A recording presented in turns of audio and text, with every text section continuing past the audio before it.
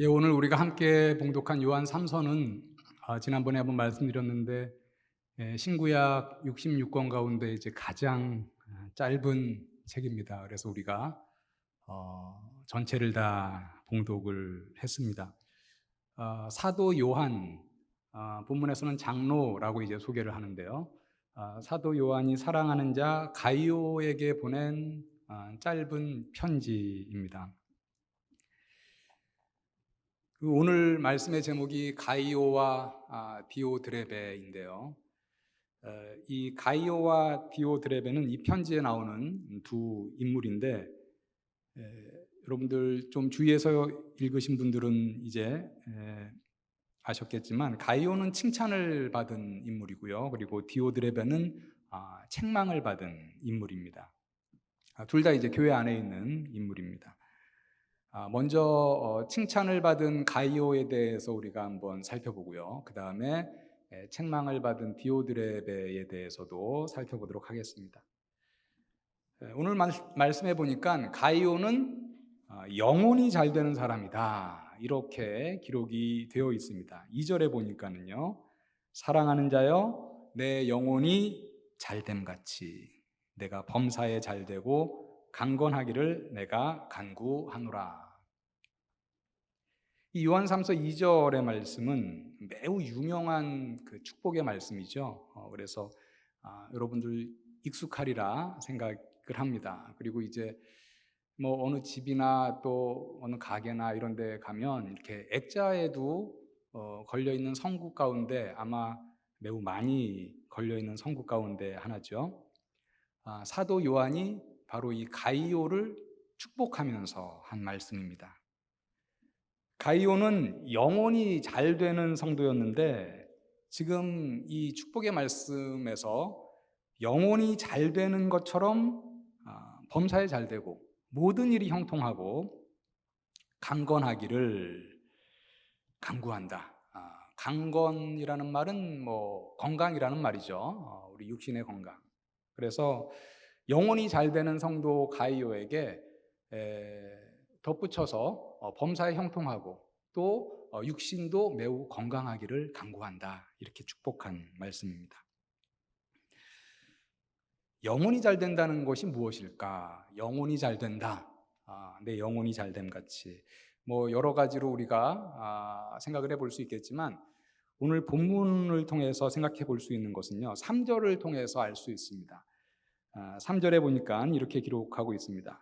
형제들이 와서 내게 있는 진리를 증언하되 내가 진리 안에서 행한다 하니 내가 심히 기뻐하노라.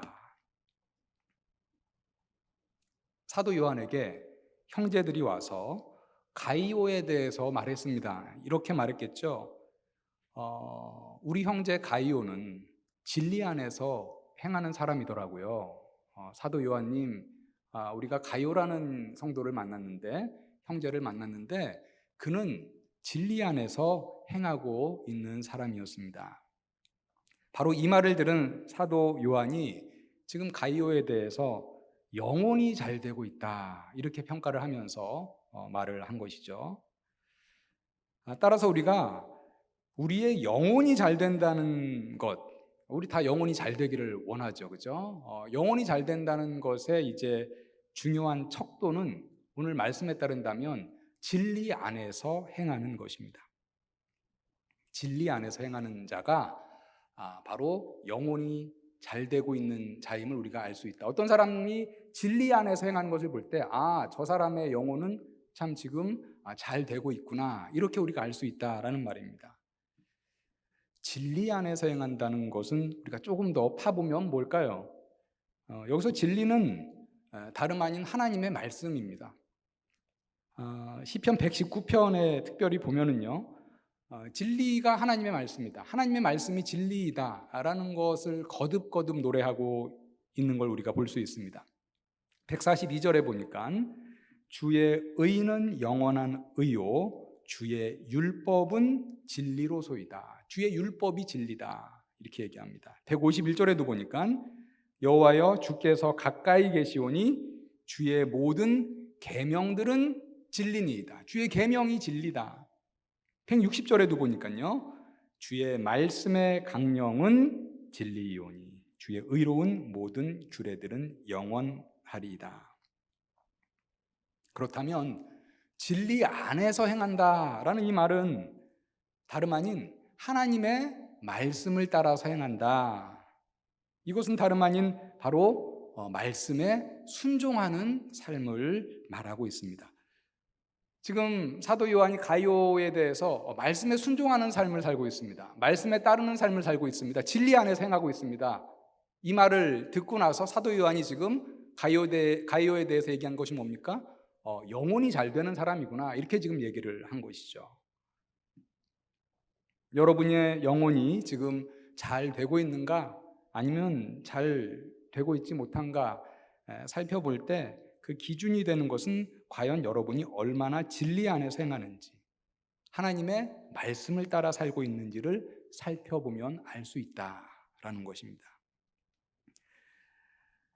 사랑하는 성도 여러분, 먼저 우리 모든 성도들이 진리 안에 거하여서, 즉 말씀에 따라 살아감으로 영혼이 잘 되시는 성도님들이 다 되시기를 주님의 이름으로 간절히 축원합니다. 그리고 영혼이 잘 될 뿐만 아니라 범사에 잘 되고 육신이 건강하시기를 주님의 이름으로 간절히 축원합니다. 사도 요한이 지금 가이오를 칭찬한 그 첫 번째가 바로 진리 안에서 행한 것이었다면요, 그 두 번째 칭찬은 나그네 된 형제를 잘 대접하는 것이었습니다. 5절 보시죠. 사랑하는 자여, 내가 무엇에든지 형제 곧 나그네 된 자들에게 행하는 것은 신실한 일이니. 교회 초창기 초대교회에는 순회 전도자들이 많은 시기였습니다. 순회 전도자들이 이제 이곳저곳 순회하면서 전도를 하는 거죠. 복음을 전하고 또 하나님의 말씀을 가르칩니다. 그런데 그들이 이제 순회하면서 돌아다니면서 묵었던 곳은 주로 이제 성도의 가정이었습니다. 가이오는 바로 자신의 지역에 복음을 전하고 가르치러 온 나그네와 같은 형제를 잘 영접한 그런 인물이었습니다.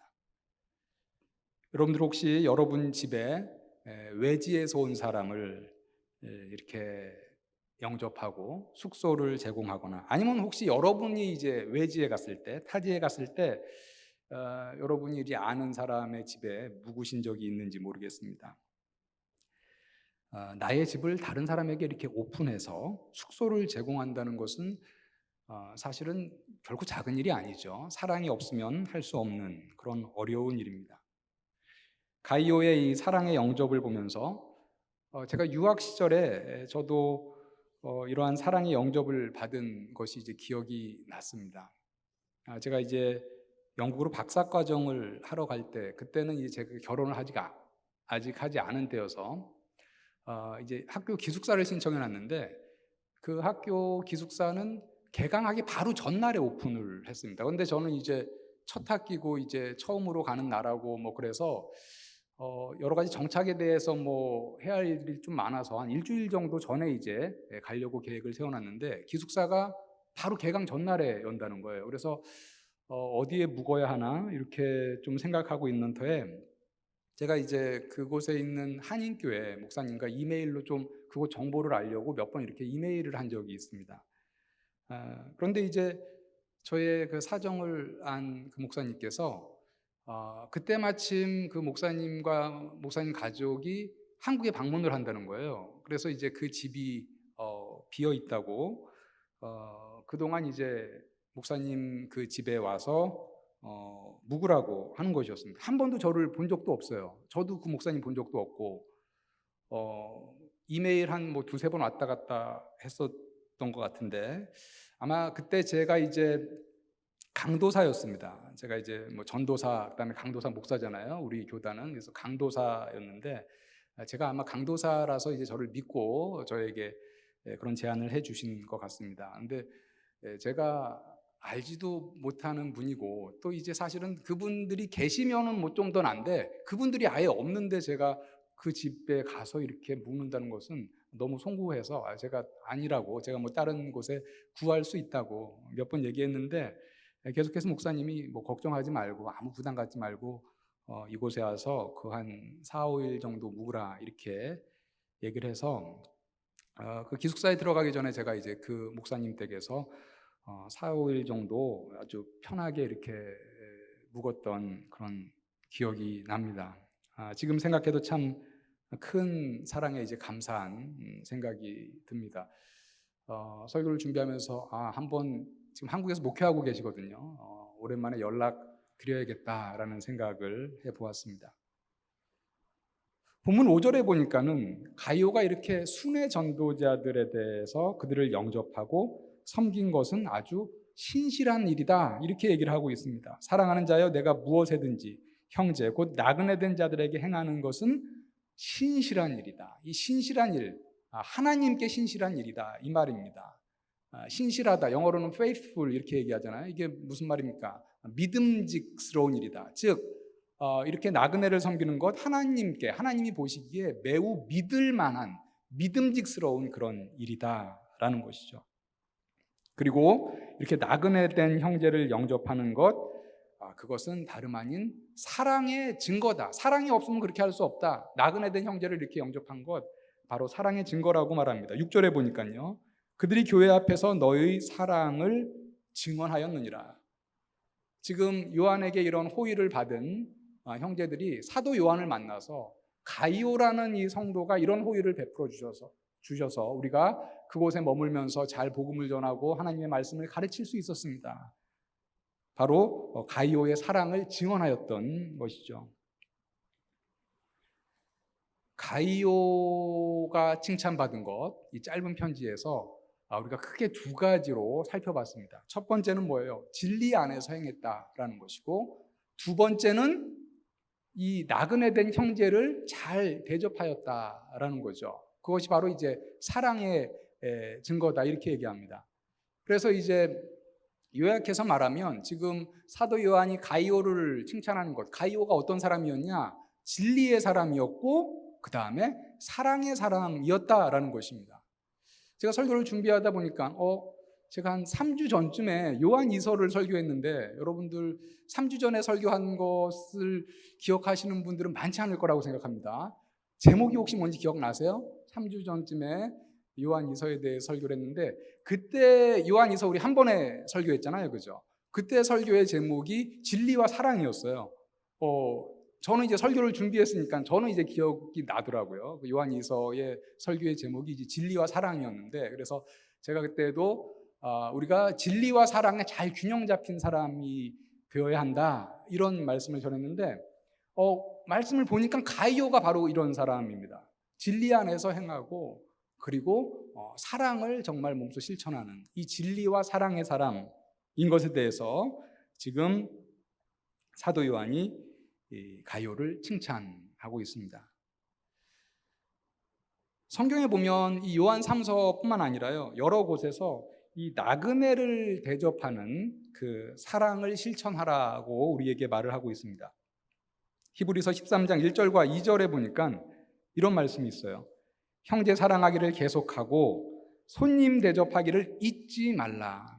이로써 부지 중에 천사들을 대접한 이들도 있었느니라. 이 구약에 보면은요 손님을 대접했는데 손님인 줄 알았는데 사람인 손님인 줄 알았는데 알고 보니까는 천사들이었던 그런 경우들이 이제 몇 번 나옵니다. 기드온도 그랬고 또 이제 그 삼손의 부부 또 역시 이제 마찬가지였고요. 그 다음에 삼손의 그 부모죠. 삼손의 그 부부가 아니라 삼손의 그 부모도 마찬가지였고 또 이제 우리가 기억날 만한 게 아브라함이 이게 손님을 이렇게 대접했는데 알고 보니까 3명의 손님이 이제 그 동네로 왔어요. 3명의 이제 지나가는 사람들이 있었는데 그 사람들에게 우리 집에 와서 발도 씻으시고 또 음식도 좀 드십시오라고 이렇게 대접을 했습니다. 근데 알고 보니까 그 3명 가운데 2명은 천사였고 1명은 이제 하나님이셨습니다. 사람의 모습으로 나타난 것이었죠. 아브라함이 그 3사람을 극진히 나그네를 대접했는데요. 그 극진히 대접하고 나서 아브라함이 그때 이제 사람의 모습으로 나타난 하나님께 아주 놀라운 약속을 하나 받죠. 그 약속이 바로 뭐냐면 1년 후에 너와 사라 이제 드디어 아기를 가질 것이다. 아들을 가질 것이다. 임신할 것이다. 라는 그런 놀라운 약속을 바로 그때 받습니다. 그래서 우리 여러분 기억나세요? 그 말씀해 보면 사라가 뭐 저쪽 뒤에 가서 이렇게 웃었다고 그랬잖아요. 내가 어떻게 다시 임신해서 아들을 낳을 수 있겠나? 바로 이제 그 놀라운 약속을 받은 게 사실은 이제 언제냐? 나그네를 대접했을 때, 나그네를 영접했을 때, 사실 아브라함이 하나님께 그런 놀라운 약속을 받은 것이었습니다. 예수께서도 나그네를 대접함의 중요성을 말씀하신 적이 있습니다. 마태복음 25장 35절과 36절에 보니까 예수님이 이제 맨 마지막에 심판날에 있을 그러한 일들을 말씀하시면서 이렇게 말씀하셨습니다. 내가 줄일 때에 너희가 먹을 것을 주었고 목마를 때에 마시게 하였고 나그네 되었을 때에 영접하였고 헐벗었을 때에 옷을 입혔고 병들었을 때에 돌보았고 옥에 갇혔을 때에 와서 보았느니라. 그러자 거기에 있는 마지막 심판 날에 있는 그 의인들이 예수님께 물었죠. 주님, 저희는 사실은 그렇게 한 기억이 잘 나지 않습니다. 저희가 언제 주님이 줄였을 때 언제 저희가 음식을 대접했고 목마를 때 언제 물을 드렸고 나그네 되었을 때 언제 영접하였고 헐벗었을 때 언제 옷을 입혔는지 잘 기억이 나지 않습니다. 이렇게 얘기를 했죠. 물었습니다. 그랬더니 이제 주님께서 그렇게 말씀하셨죠. 40절에 보니까 너희가 여기 내 형제 중에 지극히 작은 자 하나에게 한 것이 곧 내게 한 것이니라. 이렇게 얘기했습니다. 너희가 나에게 직접 하진 않았지만 지극히 작은 자에게 너희가 먹을 것을 주었고 목마를 때 물을 주었고 나그네 되었을 때 영접하였고 헐벗었을 때 옷을 입힌 것 그것이 나에게 한 것으로 카운트 된 것이다. 이렇게 지금 얘기한 것이죠. 나그네를 영접한 것이 곧 나를 영접한 것이다. 예수께서 이렇게 말씀하셨습니다.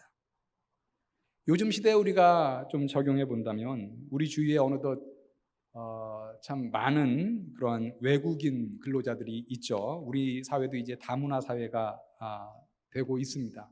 한류의 붐을 타서 부쩍 외국인 근로자들이 참 많아졌습니다.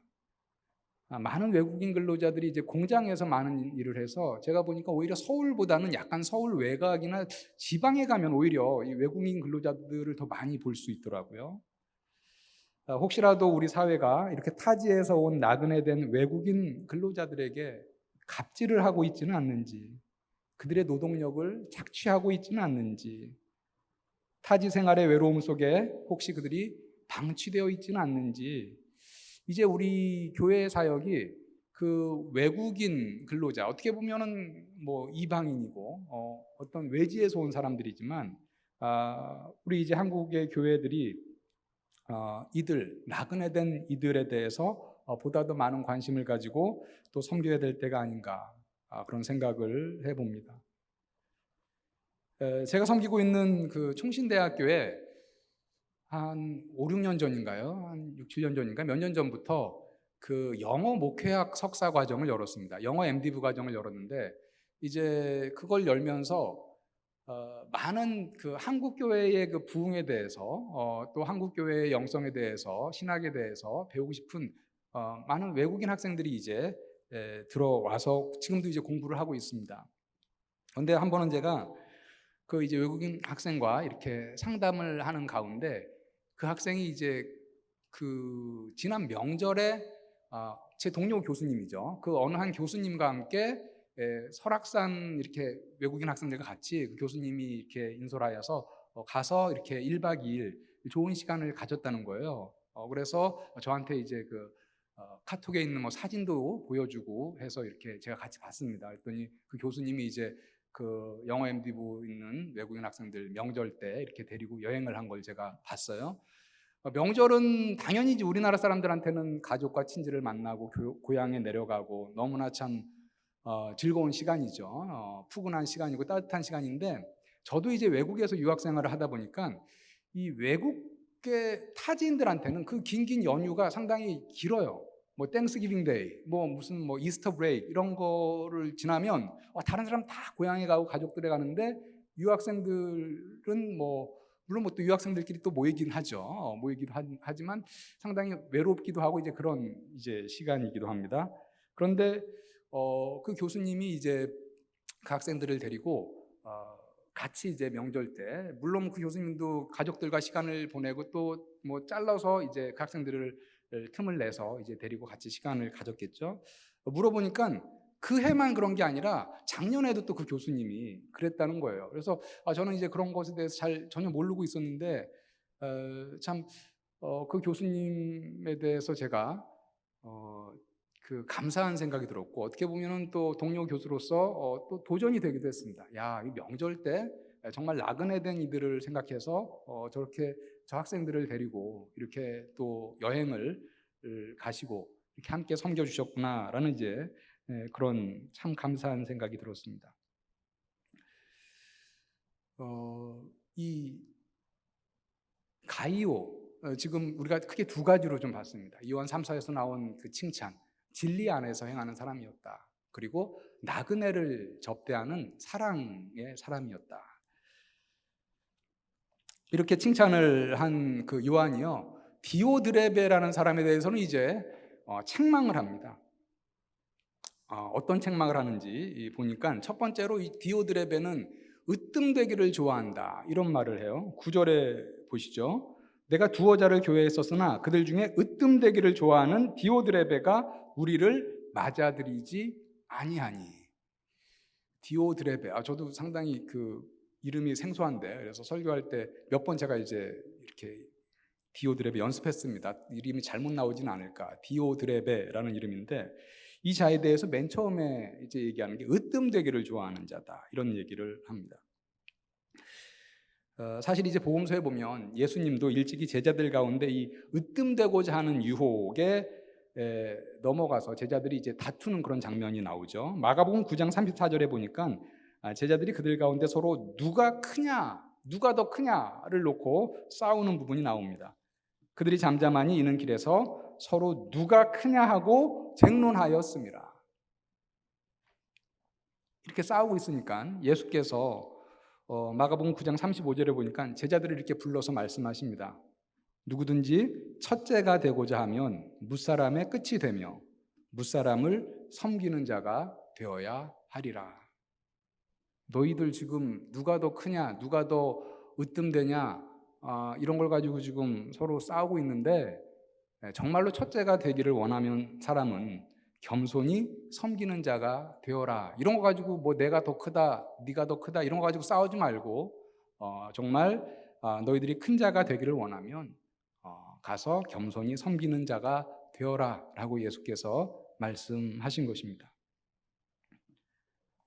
우리나라 개신교 중에 가장 많은 성도수를 보유하고 있는 교단이 장로교죠. 여러분들 뭐 워낙 이제 장로교 교회 그리고 장로교 간판이 많기 때문에 아실 것이라 생각이 됩니다. 뭐 전 세계적으로 그런 건 아니에요. 미국 같은 데는 이제 침례교가 가장 큰 교단이죠. 우리나라는 장로교가 전체 개신교의 약 70% 정도가 이제 장로교인입니다.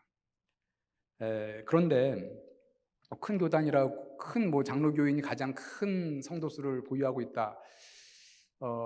이렇게 뭐 크게 내세울 만한 그런 거는 또 되지 못하는 부분이 있습니다. 왜냐하면 이 장로교는 그 어떤 교단보다도 그 교단 수가 많은 교단이에요. 장로교 안에 무슨 장로교, 무슨 장로교, 무슨 장로교 이렇게 해서 그 교단이 한 몇 개 정도 될 것 같아요, 여러분. 2단 말고요. 2단 말고 큰 교단, 뭐 작은 장로교단 다 합해서요. 우리나라에 300여 개 정도가 됩니다. 300여 개. 맨 처음에 들어올 때는 하나였겠죠. 그런데 완전히 이건 뭡니까? 핵분열이죠. 뭐 네다섯 개 이 정도가 아니에요. 다른 무슨 감리교, 순복음 이런 데는 이렇게 많지 않습니다. 뭐 성결교 이런 데도요. 뭐 다 한 자릿수예요. 분열이 됐다 해도. 장로교는 두 자릿수도 아니에요. 세 자릿수입니다. 300개 정도의 지금 교단이 있어요. 이렇게 왜 장로교가 계속해서 지금 분열되고 나눠지느냐? 그 중에는 물론 신학적인 이유도 있고요. 신앙 고백이 조금 달라서 이렇게 나눠지는 그런 나눠짐도 있습니다. 하지만 교회사를 쭉 보면요, 장로교가 왜 이렇게 300개 정도가 되는 그런 교단으로 나뉘어졌느냐? 제가 보니까 이 디오드레베와 같이 으뜸되기를 좋아하는 것 때문에 장로교의 교단이 이렇게 많이 나눠진 것입니다. 내가 주도권을 잡고 싶은데, 그 교단에, 그래서 내가 으뜸이 되고 싶은데 그렇게 되지 못하면 교단을 갈라서 나가는 거죠. 예, 참 우리 자신들의 우리 다 장로교인인데 우리들의 어떤 부끄러운 모습이긴 합니다만은 참으로 안타까운, 또 우리가 마땅히 회개해야 될 그러한 일입니다. 에베소서 4장 2절과 3절에는요, 하나님께서 교회의 하나됨을 얼마나 중요하게 생각하시는지에 대해서 이렇게 말씀하고 있습니다. 모든 겸손과 온유로 하고 오래 참음으로 사랑 가운데 서로 용납하고 평안에 매는 줄로 성령이 하나 되게 하신 것을 힘써 지키라. 성령이 하나 되게 하신 것을 지키라 앞에 아주 강조하고 있죠. 성령이 하나 되게 하신 것을 너희들은 힘써 지키라. 너희들끼리 싸워서 분열되지 말라라는 거죠. 그런데 이제 사탄이 미혹하는 거죠. 야, 네가 뭐가 부족해서 저 사람 밑에 있어. 야, 너 정도면 따로 차려서 나가. 그래서 네가 으뜸이 돼봐. 그런 거 어떻겠어? 이렇게 사탄이 유혹하는 거죠. 우리 성도들은 하늘 보좌를 버리고 이 땅에 내려오셔서도 그 중에서도 가장 낮은 십자가의 죽음의 자리까지 낮아지신 그리스도의 겸손을 늘 가슴에 품고 으뜸이 되려고 하기보다는 섬기는 삶을 자원하는 자들이 되어야 하겠습니다. 디오드레베를 보니까 가이오와 같이 순회하는 전도자를 영접하지 않았습니다. 9절에 보니까 디오드레베가 우리를 맞아들이지 않았다 이렇게 기록하고 있어요. 사랑을 실천하지 않은 거죠. 그리고 또한 형제를 맞아들이지 않았을 뿐만 아니라 비방하였다 이렇게 얘기합니다. 10절에 보니까 그러므로 내가 가면 그 행한 일을 잊지 아니하리라. 그가 악한 말로 우리를 비방하고 또 오히려 부족하여 형제들을 맞아들이지도 아니하고 맞아들이고자 하는 자를 금하여 교회에서 내쫓는도다. 이렇게 디오드레베가요, 지금 요한, 그리고 또 요한이 보낸 또 이제 그 순회 전도자들을 맞아들이지도 않고 비방하고, 심지어 어떻게 했냐면 그 교회에서, 지역교회에서 영접하고자 하는 자가 있으면은 찾아내서 내쫓았다 이렇게 말을 하고 있습니다. 디오드레베가 순회 전도자들을 맞아들이는 자들을 찾아내어서 내쫓았다, 교회에서 내쫓았다라는 것을 볼 때에 디오드레베는 교회에서 꽤 영향력이 있던 지도자로 보입니다. 그런데 요한과 또 신실한 순회 전도자들의 방문, 그들의 가르침, 그들이 복음을 전하는 것, 이러한 것들이 자신이 주도권을 갖고 으뜸이 되는 것과 충돌이 되는 것으로 여긴 것 같습니다. 그래서 결국 요한과 순회 전도자들을 비방하고 맞아들이지도 않고, 아니 자신이 맞아들이지 않은 것은 또 뭐 그건 자신의 일인데 다른 사람이 맞아들이는 자가 있으면 그 사람을 교회에서 내쫓기까지 이렇게 했습니다. 디오드레베는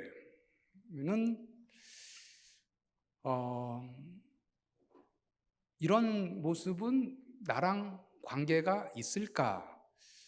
우리 한번 질문을 해보죠. 혹시라도 내 안에 이런 디오드레베와 같은 그런 모습은 없는지. 특히 이제 교회의 사역자, 목회자, 또 중직자, 그리고 이제 교회를 오랫동안 좀 다닌 소위 말하는 뭐 터줏대감과 같은 그런 분들, 내 안에 어느새 나도 모르게 교회의 주도권을 갖고 으뜸이 되려고 하는 마음이 자리 잡고 있을 때는 없는지 우리가 늘 점검해 볼 필요가 있겠습니다. 그래서 교회 안에 어떤 새로운 사람이 들어와서 영향력이 점점 커지기 시작할 때 내 주도권, 내 으뜸되는 것을 지키기 위해서 혹시 다른 사람을 비방하지는 않는지 우리가 늘 주의하고 또 우리 자신을 점검해 볼 필요가 있겠습니다. 바울은 빌립보서 2장 2절과 3절에서 교회에서 성도들이 함께 동역할 때 가져야 할 자세는 어떤 것인가에 대해서 잘 가르쳐주고 있습니다.